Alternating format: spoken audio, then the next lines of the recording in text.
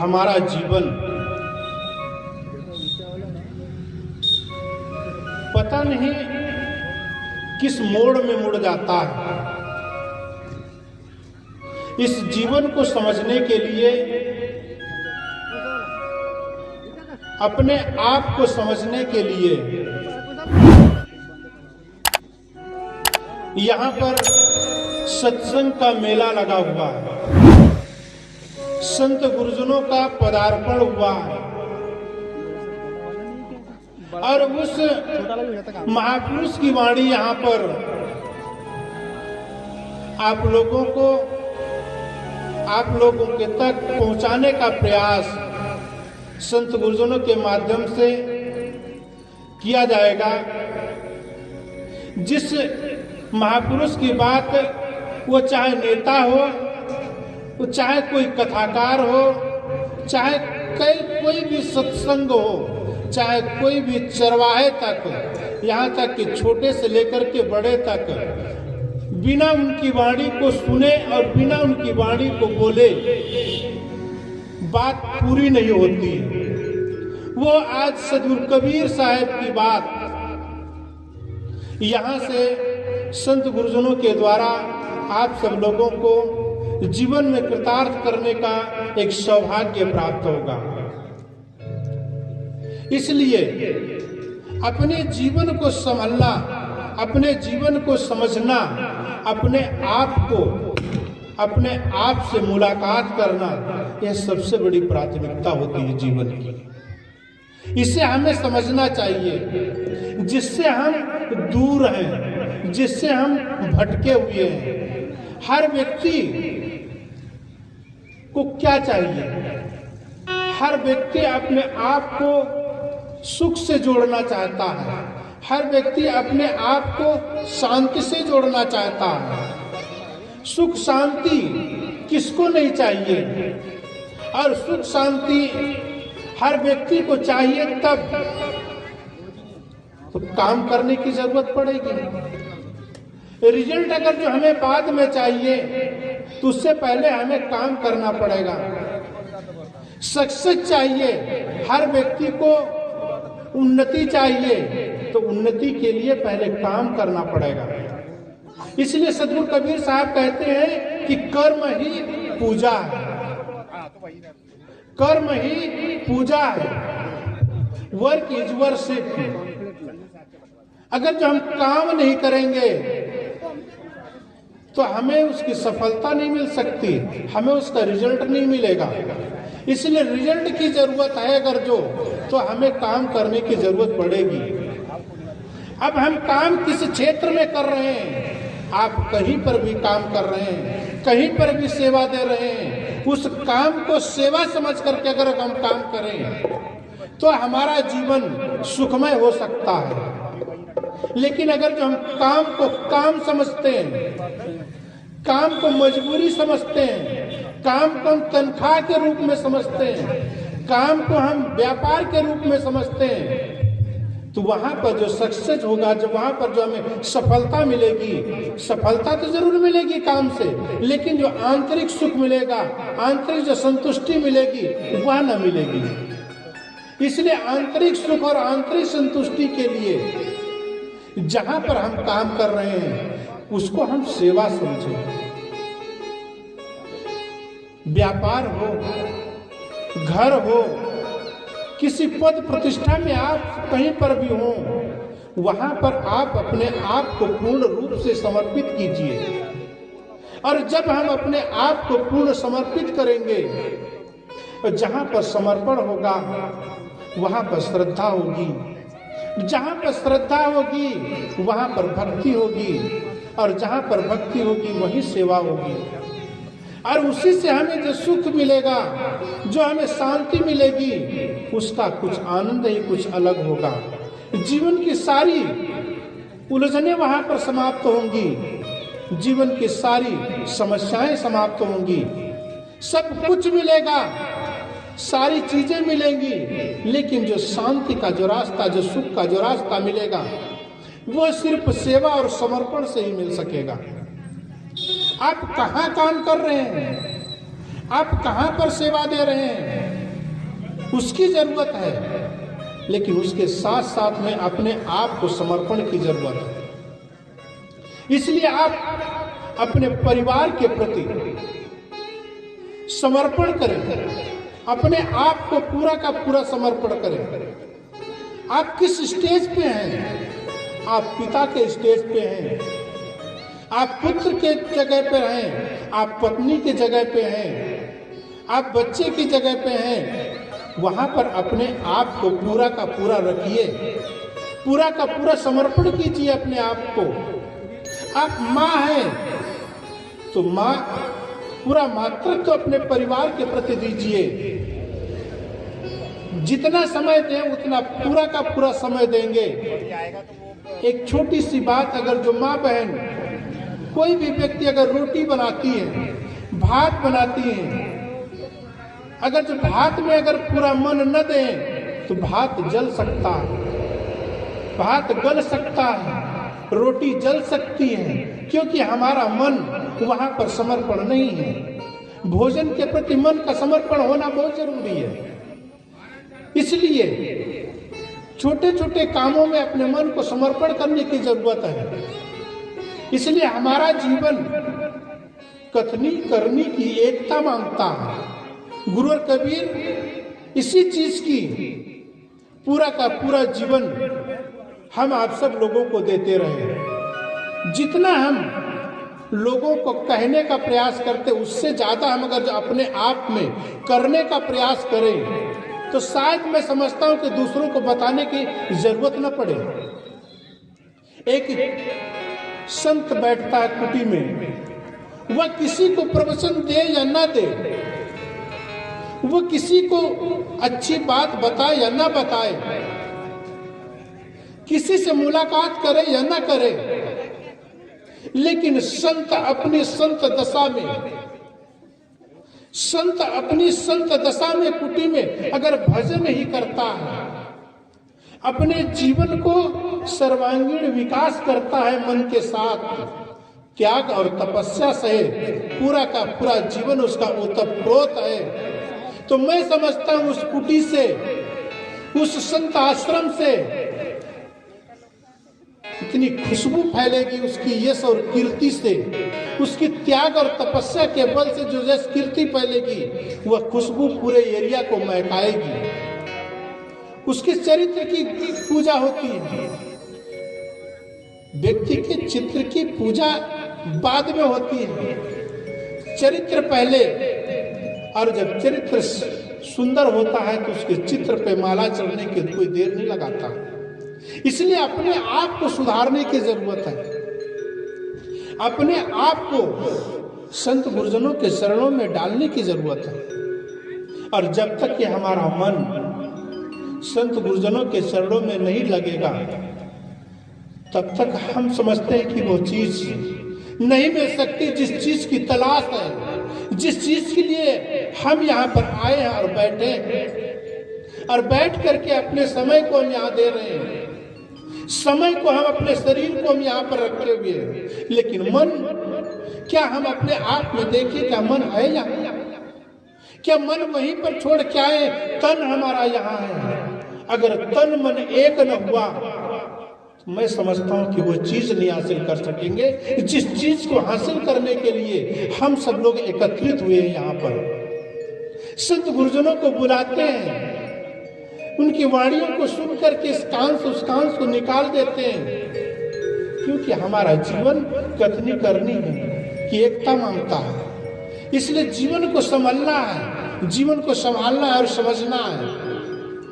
तो जितना हम कहते हैं उससे कुछ न कुछ करने का प्रयास करें। बहुत बोल लेते हैं, बहुत प्रवचन कर लेते हैं, बहुत कुछ लोगों को सुना देते हैं, कितना हम अनुसरण करते हैं यह हमें पता चलता है।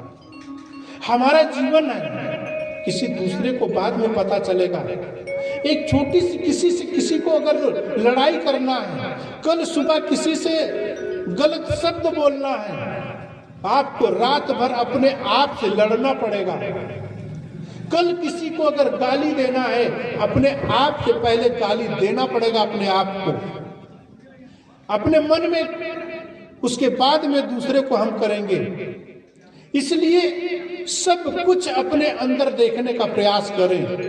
अगर जो हम अपने अंदर में देखने का प्रयास करेंगे तब हमारा मन शांत और सुख और समृद्धि से ओतप्रोत होगा। और यही काम के लिए पूरा का पूरा जीवन कर देते हैं। बचपन में हमारे जीवन को समझ नहीं होती है और हमारा जीवन जवानी में प्रवेश हो जाता है। जवानी में जोश होता है लेकिन होश न होने के कारण से समझ नहीं आती है। और जब समझ आती है तब शरीर वृद्ध हो जाता है, आंखें जवाब देती हैं, कान सुन नहीं पाते हैं, पैर से चल नहीं सकते हैं, शरीर पूरा का पूरा जर्जर हो जाता है, काम नहीं बनता है। और जब सारे के सारी इंद्रियां शिथिल हो जाती हैं तब समझ आती है कि मुझे वो काम करना था जिस काम के लिए हम आए थे, वो जरूरत थी हमें, लेकिन वो जरूरत हमें पूरी नहीं हुई। आखिर में टीस पैदा होती है, आखिर में मन व्यथित होता है, आखिर में परेशान होते हैं और हाथ मलते मलते किस तरह से हम चले जाते हैं जो मुझे ही नहीं पता होता है। पूरा का पूरा जीवन अशांतिमय जीवन जीते जीते दूसरों को तकलीफ देते हैं, अपने आप को तकलीफ लेते हैं। और ऐसे जीवन जीने से, ऐसी जिंदगी जीने से क्या फायदा है?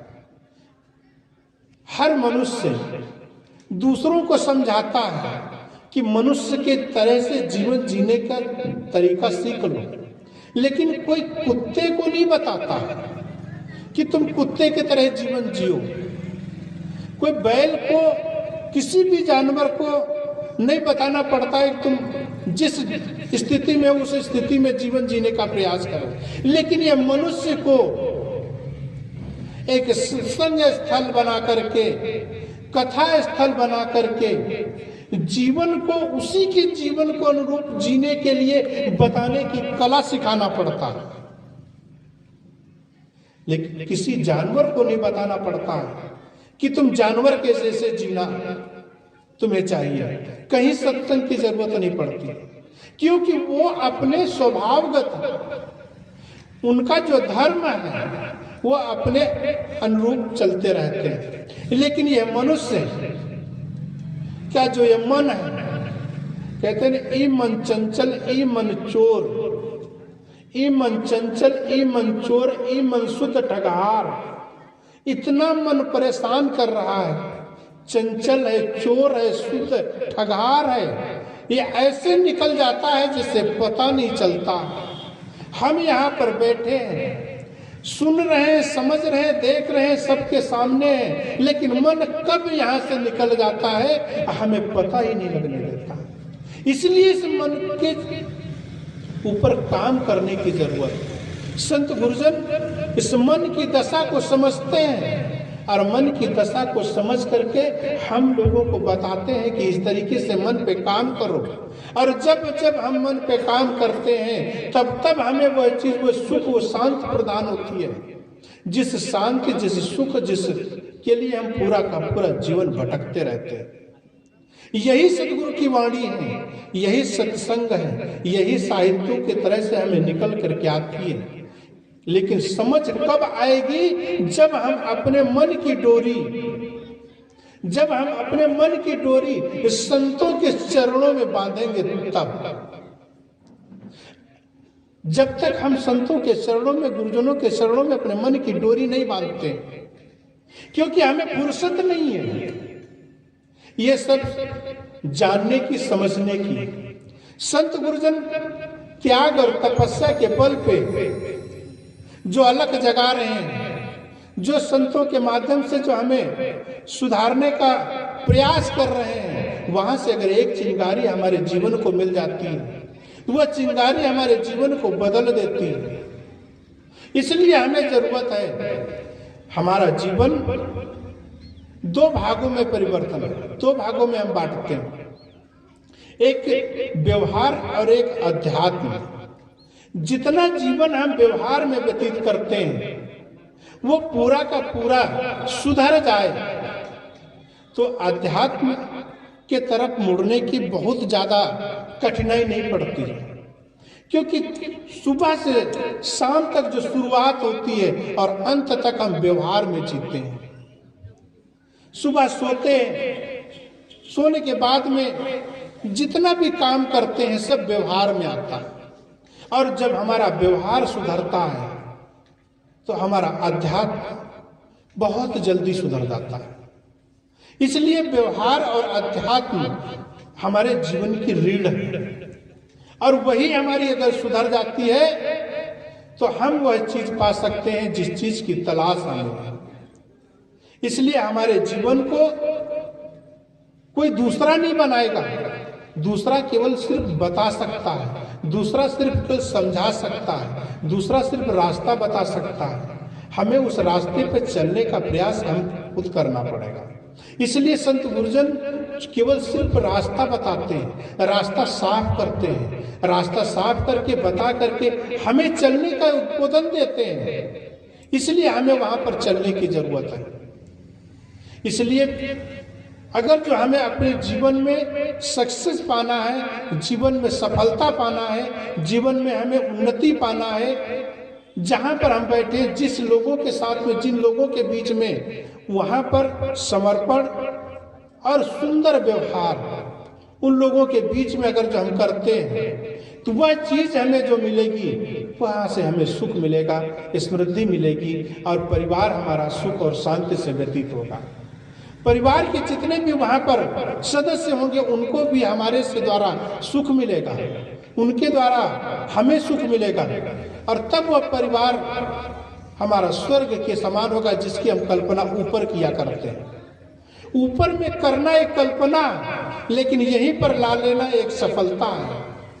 इसलिए अपने जीवन को जहां पर रहते हैं, जिस परिवार में रहते हैं, वहां पर उसी को सत्संग स्थल, उसी को मंदिर, उसी को स्वर्ग बनाने का प्रयास करें। और वहां पर जो रहते हुए जो देवी देवता हैं, जो आपके माता पिता हैं, वही हमारे देवी देवता हैं। अगर जो उन्हीं से व्यवहार बिगड़ता है तो आप मंदिर जाएंगे तो आपका मन न लगेगा। आप मंदिर जाएंगे तो सिर्फ तो माला चढ़ाएंगे, घंटी बजाएंगे, लेकिन तो आपका मन तो घर से, परिवार से खराब हो चुका है। वहीं से आप लड़ाई करके मंदिर जा रहे हैं तो मन कहाँ ठीक होगा? सत्संग जा रहे तो मन कहाँ ठीक होगा? इसलिए मन को घर में ठीक करना पड़ेगा। मन को उन्हीं के लोगों के बीच में ठीक करना पड़ेगा जिन लोगों के साथ में आप व्यवहार कर रहे हैं, जहां पर आप उनके साथ में रह रहे हैं। वहीं पर गलत हो गया, वहीं पर मन खराब हो गया तो आगे आपका पूरा का पूरा मन खराब हो सकता है। इसलिए मंदिर जाने से पहले अपने घर को मंदिर बना लो। उन देवी देवताओं को फूल चढ़ाने से पहले अपने माता पिता को फूल चढ़ा लो, उनको नमन कर लो। और जब वहां से माँ का आशीर्वाद मिल जाएगा, पिता का आपके ऊपर हाथ रख जाएगा, और उनका जो आशीर्वाद जो हमारे लिए होगा वह अतुलनीय होगा। इसलिए अपने जीवन के साथ साथ में परिवार को जितना साफ सुथरा रखेंगे, परिवार को संभालेंगे, उन लोगों के साथ में अच्छा जीवन बर्ताव करेंगे, वो जो सुख और वो जो वहां से हमें जो शांति मिलेगी वह एक अतुलनीय होगी।